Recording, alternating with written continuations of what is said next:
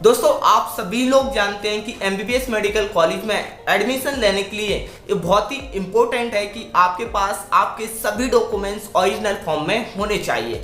लेकिन फिर भी आपके मेडिकल कॉलेज में एडमिशन के टाइम पे आपको ऐसे बहुत सारे बंदे देखने को जरूर मिल जाएंगे जिनका एडमिशन केवल इसलिए नहीं हुआ क्योंकि उनके पास सारे डॉक्यूमेंट्स नहीं थे।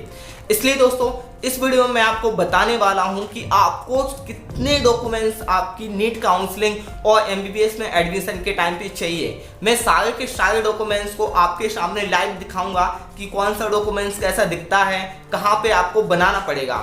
और ये वीडियो आपके लिए बहुत ही ज़्यादा इंपॉर्टेंट होने वाली है बिकॉज आई वांट कि आपका एमबीबीएस कॉलेज में एडमिशन किसी भी तरीके से नहीं रुकना चाहिए। प्लीज़ इस वीडियो को कम्प्लीटली देखिए क्योंकि इसमें मैं कुछ ऐसे भी डॉक्यूमेंट्स बताने वाला हूं जो आपने पहले कभी नहीं देखे हैं और वो एमबीबीएस के एडमिशन के टाइम पे बहुत ही ज़्यादा इम्पोर्टेंट है। सो हेलो दोस्तों, माइसेल्फ भगत अग्रवाल, आपको final of MBBS student at MGM medical college Indore. So दोस्तों इस वीडियो में मैं आपको सारे नीट काउंसलिंग और एमबीबीएस में एडमिशन के टाइम पे जो डॉक्यूमेंट्स यूज होते हैं वो सारे डॉक्यूमेंट्स मैं अपने लेके आया हूं और आपको दिखाने वाला हूं। और आई एम 100% श्योर कि at the time of admission आप मुझे जरूर थैंक्स बोलोगे अगर आपने ये वीडियो कंप्लीटली देखी होगी तो, बिकॉज आपके पास उस टाइम पे सारे के सारे डॉक्यूमेंट्स होंगे, आपको कोई भी भाग दौड़ नहीं करनी पड़ेगी, किसी भी तरह का आपको पैनिक नहीं होगा और आपका एमबीबीएस में एडमिशन बिल्कुल इजीली हो जाएगा। सो हमें स्टार्ट करते हैं हमारे सबसे पहले डॉक्यूमेंट्स जो कि है आपका नीट का एडमिट कार्ड। मेरे टाइम पे नीट का एडमिट कार्ड ऐसा दिखता था, आपके टाइम पे अब एनटीए आ गई है तो आपका नीट का एडमिट कार्ड आप सभी लोगों के पास होगा ही, तो इसके बारे में कोई ज़्यादा टेंशन लेने की ज़रूरत आपको है नहीं। और दूसरे नंबर का हमारा इंपॉर्टेंट डॉक्यूमेंट्स है वो की है national eligibility cum entrance test का रिजल्ट, यानी कि आपका नीट का रिजल्ट।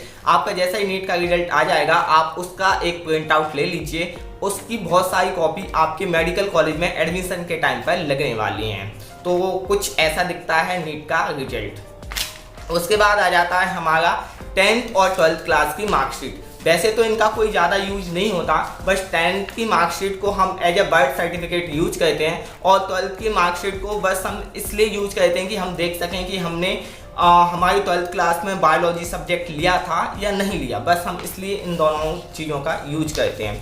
उसके बाद आता है हमारा आईडी प्रूफ, मीन्स आपका आधार कार्ड। आपका आधार कार्ड सभी के पास होगा तो आपने देखा ही होगा, वो दिखाने की जरूरत नहीं है। देन आता है हमारा ट्रांसफर सर्टिफिकेट। आप जिस भी स्कूल कॉलेज में पहले पढ़ रहे होते हो वहां से ये डॉक्यूमेंट्स आपको इजीली इशू कर दिया जाता है, इसमें कोई भी प्रॉब्लम नहीं आती है। देन है कास्ट सर्टिफिकेट। अगर आप SC, ST या OBC के कैंडिडेट हो तो कास्ट सर्टिफिकेट आपके लिए बहुत ही इंपॉर्टेंट डॉक्यूमेंट्स बन जाता है। और अभी तक अगर आपने कास्ट सर्टिफिकेट नहीं बनवाया है तो प्लीज़ आप जल्दी से कास्ट सर्टिफिकेट के लिए अपने ब्लॉक या तहसील में अप्लाई कर दीजिए बिकॉज इसको बनने में आपके लिए टाइम लग सकता है। तो जितनी जल्दी हो सके आप अपने कास्ट सर्टिफिकेट के लिए अप्लाई कर दीजिए। उसके बाद आता है हमारा मूल्य निवासी प्रमाण पत्र, जिसको हम डोमिसाइल सर्टिफिकेट भी बोलते हैं। ये डोमिसाइल सर्टिफिकेट भी मैंने अपनी तहसील से बनवाया था, अब तो डिजिटल डोमिसाइल सर्टिफिकेट आने लगा है। आप एक बार अपनी तहसील में पता करके इसके लिए जरूर से जरूर जल्दी से जल्दी अप्लाई कर दीजिएगा।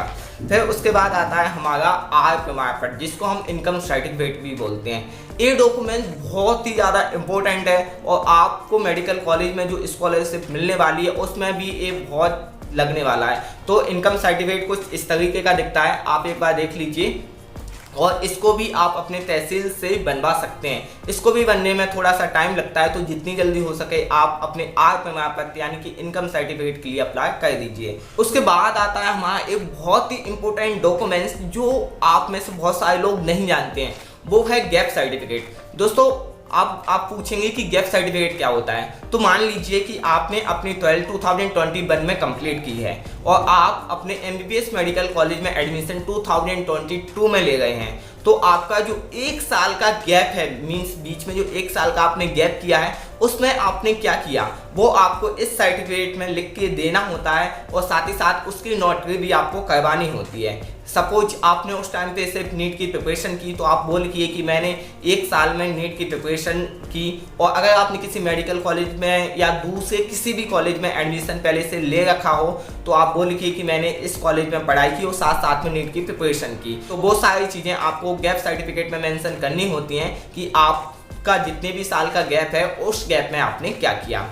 उसके बाद आता है आपका बहुत ही इंपॉर्टेंट डॉक्यूमेंट्स, जो कि है सीट लिविंग सर्टिफिकेट। दोस्तों सीट लिविंग सर्टिफिकेट कुछ इस तरीके का दिखता है। मैं आपको बता दूं कि सीट लिविंग सर्टिफिकेट होता क्या है। दोस्तों मेडिकल कॉलेज की एक पॉलिसी होती है कि अगर आपने उसमें एक बार एडमिशन ले लिया तो आप कोर्स कंप्लीट किए बिना उससे नहीं जा सकते। मींस आप अपने कोर्स को कंप्लीट किए बिना मेडिकल कॉलेज से ट्रांसफर सर्टिफिकेट नहीं ले सकते। अगर आपको फिर भी मेडिकल कॉलेज में पढ़ाई नहीं करनी है तो आपको एक बॉन्ड अमाउंट देना होता है, जो कि मेरे केस में 10 लाख है, आपके में 20 या 30 लाख भी हो सकता है। और साथ ही साथ इसी के जैसा दूसरा हमारा डॉक्यूमेंट्स होता है, जो कि है हमारा rural service bond. Rural service bond भी इसी तरीके का डॉक्यूमेंट्स दिखता है और इसको बनवाने में आपके बहुत ज़्यादा पैसे खर्च होते हैं। तो मैं आपको बताता हूँ कि ये जो रूरल सर्विस बॉन्ड सर्टिफिकेट है क्या। एक्चुअली मेडिकल कॉलेज की एक दूसरी और पॉलिसी होती है कि अगर आप मेडिकल कॉलेज के इतने रिसोर्स यूटिलाइज कर रहे हैं तो ये आपकी रिस्पॉन्सिबिलिटी है कि आप अपनी डिग्री खत्म होने के बाद रूरल एरिया में जाएं और वहाँ के लोगों को अपनी मेडिकल सर्विसेज प्रोवाइड करें। बस इसका ये मतलब नहीं है कि आपसे वो सर्विसेज फ्री में आपको प्रोवाइड करनी है, आपको वहाँ पे पैसा दिया जाएगा। और अभी के हिसाब से बात करें तो ये सैलरी लगभग 60,000 रुपये पर महीने होती है। और जब आप रूरल सर्विस बॉन्ड की तरह काम करेंगे तो आपकी सैलरी मोस्ट प्रोबेबली 1 लाख से तो ज़्यादा हो ही जाएगी। उसके बाद आता है एक और इम्पोर्टेंट सर्टिफिकेट, जिसको हम बोलते हैं मेडिकल सर्टिफिकेट। इसकी आपको टेंशन लेने की ज़रूरत नहीं है, बिकॉज ये आपको से केवल उसी टाइम बनवाना है जब आप अपने मेडिकल कॉलेज में एडमिशन लेने वाले हों। और जिस मेडिकल कॉलेज में आप एडमिशन लेने वाले होते हों उसी से जो हॉस्पिटल एसोसिएटेड होता है, आपको वहीं से मेडिकल सर्टिफिकेट ईजिली बन जाता है।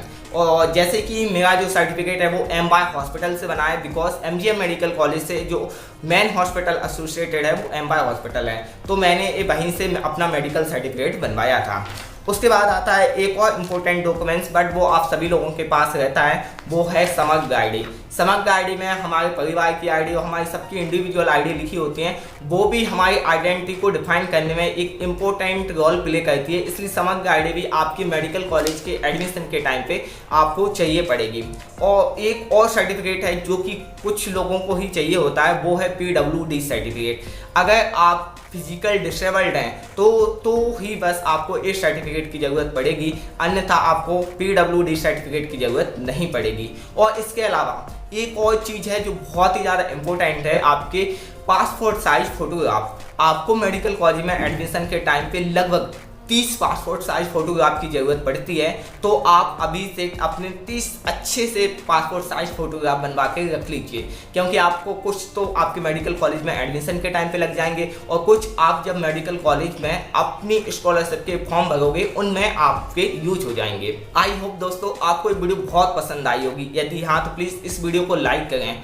मैं आपकी हर एक कमेंट का इंस्टेंट रिप्लाई करता हूं, तो अगर आपका कोई भी डाउट हो नीट काउंसलिंग से रिलेटेड, अगर नीट स्ट्रेटजी से रिलेटेड और मेडिकल लाइफ से रिलेटेड किसी भी तरह का कोई भी डाउट हो तो आप मुझसे कमेंट करके पूछ सकते हैं। And for more valuable trusted information you can subscribe for doc advice. Thank you.